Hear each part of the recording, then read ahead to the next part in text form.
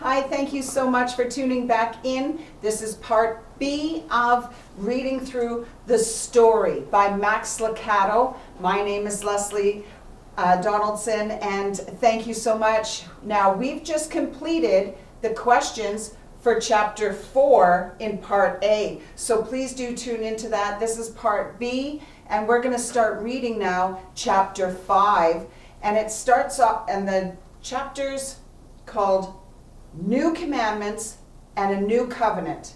If you have your own copy, we are on page 59. Okay, page 59. And just some of the things that it says down here, the key points here. We are going to be talking about the 10 Commandments, Moses on Mount Sinai, Aaron and the golden calf, and building of the tabernacle. The timeline here is 1445, 10 Commandments. It's that whole time frame. So it says 1445 through this whole time frame. That's really interesting. A whole lot of things happened during this time frame. So let's jump right in here. And it's a beautiful sunny day here. I've got a lot of light here, and I hope it's sunny where you are too. Okay, so let's start. New Commandments and a New Covenant. On the first day of the 3rd month after the Israelites left Egypt, and on that very day, they came to the desert of Sinai. After they set out from Rephidim, they entered the desert of Sinai, and Israel camped there in the desert in front of the mountain. Then Moses went up to God, and the Lord called to him from the mountain and said, "This is what you are to say to the descendants of Jacob, and what you are to tell the people of Israel. You yourselves have seen what I did to Egypt, and how I carried you on eagle's wings and brought you to myself. Now if you obey me fully and keep my covenant, then out of all nations you will be my treasured possession. Although the whole world is mine, you will be for me a kingdom of priests and a holy nation. These are the words you are to speak to the Israelites." Wow, that's what he said to Moses. The Lord said to Moses, "I am going to come to you in a dense cloud, so that the people will hear me speaking with you and will always put their trust in you." Then Moses told the Lord what the people had said. Wow. And the Lord said to Moses, "Go to the people and consecrate them today and tomorrow, for they have them wash their clothes and be ready by the 3rd day, because on that day the Lord will come down on Mount Sinai in the sight of all people. Put limits for the people around the mountain and tell them, 'Be careful that you do not approach the mountain or touch the foot of it. Whoever touches the mountain is to be put to death. They are to be stoned or shot with arrows. Not a hand is to be laid on them. No person or animal shall be permitted to live. Only when the ram's horn sounds a long blast may they approach the mountain." After Moses had gone down the mountain to the people, he consecrated them, and they washed their clothes. Then he said to the people, "Prepare yourselves for the 3rd day. Abstain from sexual relations." On the morning of the 3rd day, there was thunder and lightning, with a thick cloud over the mountain, and with every loud trumpet blast. Everyone in the camp trembled. Then Moses led the people out of the camp to meet with God, and they stood at the foot of the mountain. Mount Sinai was covered with smoke because the Lord descended on it in fire. The smoke billowed up from it like smoke from a furnace, and the whole mountain trembled violently.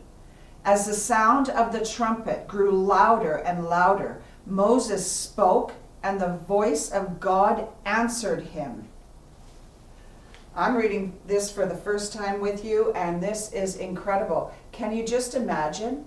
I hope that when I'm reading this, you can imagine. Maybe just close your eyes and just imagine this. Can you imagine that even just right now we're talking and God just comes and he just talks to you? That's incredible. That's incredible. On the morning of the third day, there was thunder and lightning and a thick cloud over the mountain and a very loud trumpet blast. Everyone in the camp trembled. Then Moses led the people out of the camp to meet with God, and they stood at the foot of the mountain. Mount Sinai was covered with smoke because the Lord descended on it in fire. Oh, sorry. Okay, I'm rereading it. I got excited. I do that. Okay, I have to have maybe a bookmark that I can move down. Anyway, okay, so good thing we reread that. The Lord descended on the top of Mount Sinai and called Moses to the top of the mountain. So Moses went up, and the Lord said to him, "Go down and warn the people so they do not force their way through to see the Lord, and many of them perish. Even the priests who approach the Lord must consecrate themselves, or the Lord will break out against them." Moses said to the Lord, "The people cannot come up Mount Sinai because you yourself warned us. Put limits around the mountain and set it apart as holy." The Lord replied, "Go down and bring Aaron up with you.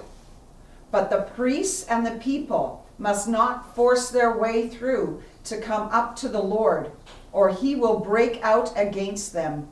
So Moses went down to the people and told them.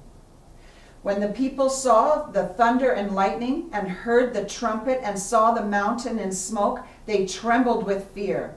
They stayed at a distance and said to Moses, "Speak to us yourself, and we will listen. But do not have God speak to us, or we will die." Moses said to the people, "Do not be afraid. God has come to test you, so that the fear of God will be with you to keep you from sinning." The people remained at a distance. While Moses approached there was thick darkness where God was.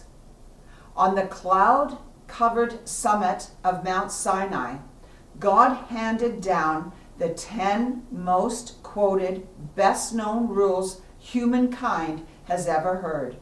Straightforward, no-nonsense rules of how the Israelites were to relate to God.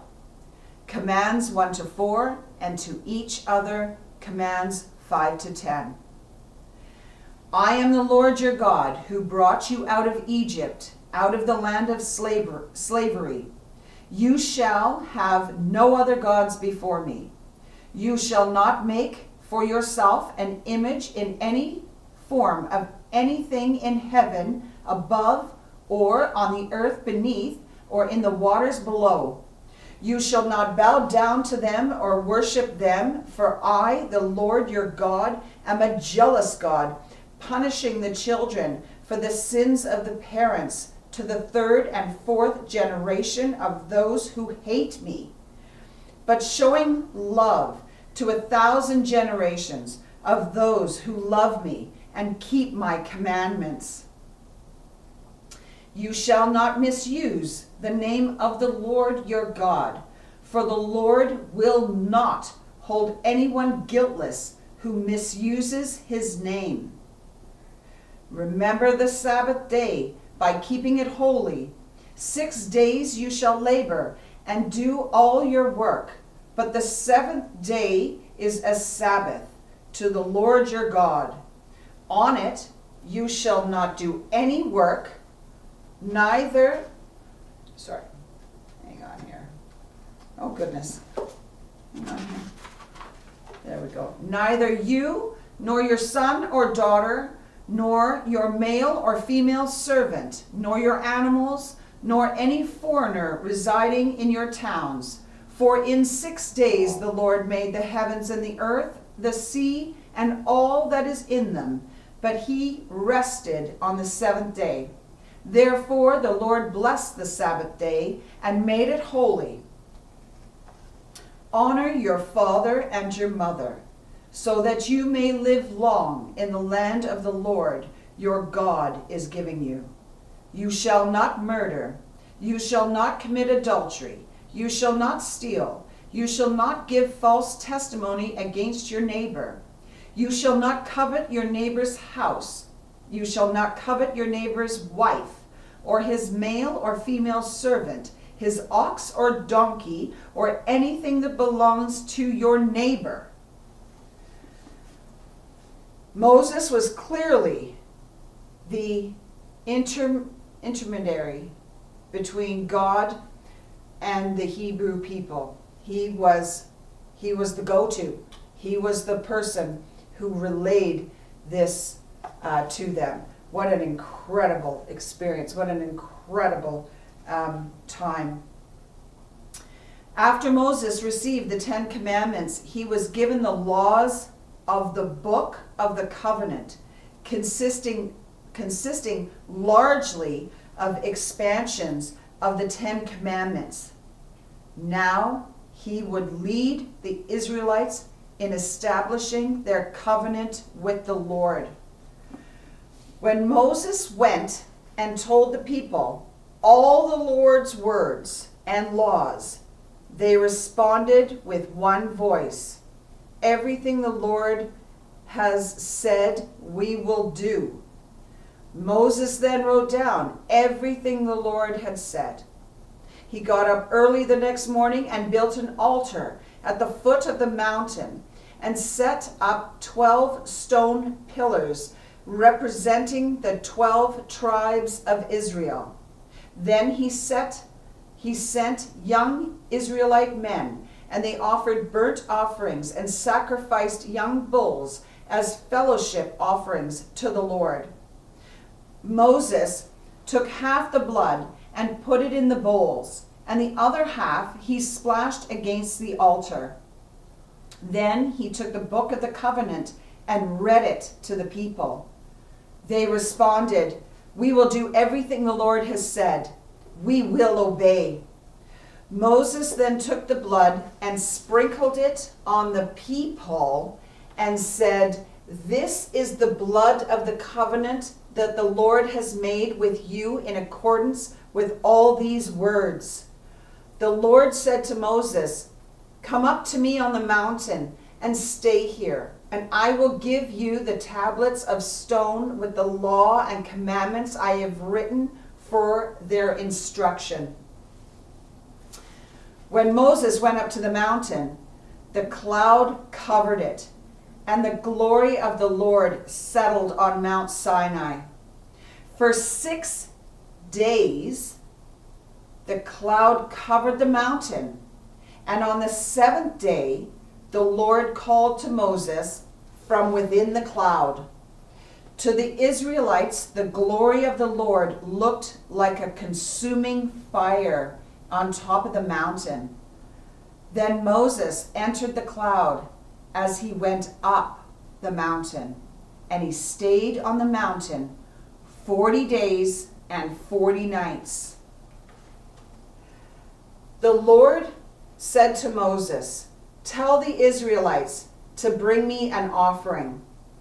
You are to receive the offering for me from everyone whose heart prompts them to give. Okay, that's my little dog Ruby, who's laying on the floor sleeping, and she sometimes snores. So anyway, and like I said, We just do this live to tape. I don't edit anything. So how we read it is how we read it. So thank you very much. And it starts again here and says, then have them make a sanctuary for me, and I will dwell among them. Make this tabernacle and all its furnishings exactly like the pattern I show you. Down here, the word tabernacle means a portable structure, also referred to as the tent of meeting, in which the presence of God dwelled with his people. A permanent temple replacing the tabernacle was later built by King Solomon. Wow, that's incredible. Along with giving Moses the 10 Commandments and other laws, God instructed him as to how to organize worship for the Israelites. From that time on, God's presence would reside in the tabernacle, a portable tent of worship. Inside the tabernacle sat a lavishly designed Ark of the Covenant, containing the stone tablets of the 10 Commandments. Down here it also says, it gives a description of what the Ark of the Covenant is. It says a portable wooden chest covered with gold, about 4 feet by 2.5 feet wide, which contained the 10 Commandments. The Israelites considered it the most important symbol of God's continual presence with them. Wow. We read on. We're on page 64. God set apart priests for service who conducted ritual sacrifices and other important worship activities. One day every week, the Sabbath was set apart for worshiping God and to rest from chores and business. Moses was away on the mountain for nearly 6 weeks. Meanwhile, in the valley below, the people's impatience would lead to Moses facing a bitter homecoming. A bitter homecoming. I'm just thinking about things like that. When the people saw that Moses was so long in coming down from the mountain, they gathered around Aaron and said, "Come, make us gods who will come or who will go before us. As for this fellow Moses who brought us out of Egypt, we don't know what has happened to him." Aaron answered them, "Take off the gold earrings that your wives, your sons, and your daughters are wearing, and bring them to me." So all the people took off their earrings and brought them to Aaron. He took what they handed him and made it into an idol, cast in the shape of a calf, fashioning it with a tool. Then they said, "These are your gods, Israel, who brought you up out of Egypt." When Aaron saw this, he built an altar in front of the calf and announced, "Tomorrow there will be a festival to the Lord." So the next day the people rose early and sacrificed burnt offerings and presented fellowship offerings. Afterward, they sat down to eat and drink and got up to indulge in revelry. Then the Lord said to Moses, "Go down, because your people who you brought out of Egypt have become corrupt. They have been quick to turn away from what I commanded them and have made themselves an idol cast in the shape of a calf. They have bowed down to it and sacrificed to it and have said, 'These are your gods, Israel, who brought you up out of Egypt.'" I have seen these people, the Lord said to Moses, and they are a stiff-necked people. Now leave me alone so that my anger may burn against them and that I may destroy them. Then I will make you into a great nation. Now here at the bottom it gives a description of what idol means. Any object, person, or idea that someone worships other than one true God.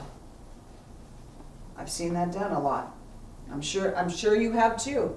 I'm sure you have too. And what does that mean? And what does that mean for you, or anything like that, or in your upbringing and your generations, or in the history and things like that? I think about a lot of those things.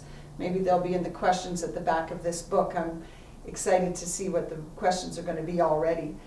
I have a lot of questions. I have a lot of questions about what we've read so far. And it makes me think about my own life and think about the world that we live in right now and what's going on there. And it's quite the history lesson. Quite the history lesson. Can you imagine being around God and having all this go down? Those words don't even justify it. I can't even imagine. I can't imagine. Right? It's so long ago, and anyway, let's keep reading. But Moses sought the favor of the Lord his God. Lord, he said, why should your anger burn against your people, whom you brought out of Egypt with great power and a mighty hand? Why should the Egyptians say it was with evil intent that he brought them out, to kill them in the mountains and to wipe them off the face of the earth? Turn from your fierce anger. Relent and do not bring disaster on your people. Remember your servants Abraham, Isaac, and Israel, to whom you swore on your own self, I will make your descendants as numerous as the stars in the sky, and I will give your descendants all this land I promised them, and it will be their inheritance forever. Then the Lord relented and did not bring on his people the disaster he had threatened. Moses turned and went down the mountain with the 2 tablets of the covenant law in his hands. They were inscribed on both sides, front and back. The tablets were the work of God. The writing was the writing of God engraved on the tablets. When Joshua heard the noise of the people shouting, he said to Moses, there is a sound of war in the camp. Moses replied, it is not the sound of victory. It is the sound of defeat. It is the sound of singing that I hear. It is the sound of singing that I hear. When Moses approached the camp and saw the calf and the dancing, his anger burned, and he threw the tablets out of his hands, breaking them to pieces at the foot of the mountain. And he took the calf the people had made and burned it in the fire. And then he ground it to powder, scattered it on the water, and made the Israelites drink it. He said to Aaron, what did these people do to you that you led them into such great sin? Do not be angry, my lord, Aaron answered. You know how prone these people are to evil. They said to me, make us gods who will go before us, and for this fellow Moses who brought us up out of Egypt. We don't know what's happened to him. So I told them, whoever has any jewelry, gold jewelry, take it off. Then they gave me the gold, and I threw it in the fire, and came out, and out came this calf. Oh my gosh, I can't believe how nonchalant he is about saying that, right? they gave me the gold, and I threw it into the fire, and out came this calf. Moses saw the people were running wild, and that Aaron had let them get out of control, and so become a laughingstock to their enemies. So he stood at the entrance of the camp and said, "Whoever is for the Lord, come to me." And all the Levites rallied to him. So we're just going to stop there. We're on page 66. We are midway. This is part B. And so that is a lot to take in. A lot to take in. And I think, you know what, we were asked, does God still perform miracles today? That was one of the questions for deliverance. And as I'm reading through this, and I'm thinking about